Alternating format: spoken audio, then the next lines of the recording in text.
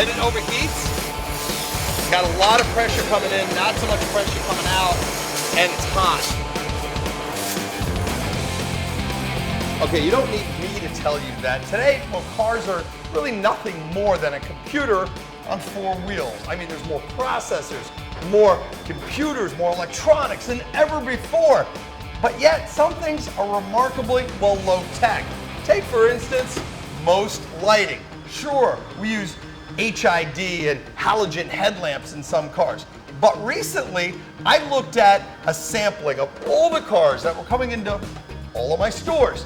And 40%, 4 out of 10 cars that I was servicing or repairing had at least one light out. Now, we're not talking about headlights here. We're talking about marker lights. Those little side lights that typically are amber.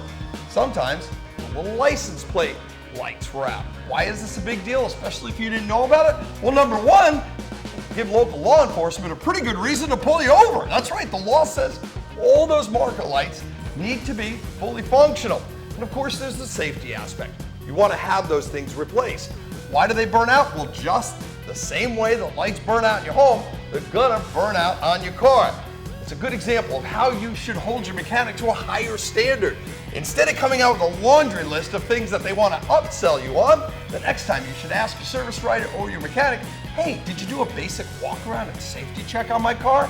And if they did, chances are, at least here in our shops, 40% of the time, they're gonna find at least one bulb burned out. And an insider tip, you should probably replace those for free, especially if you're a good customer.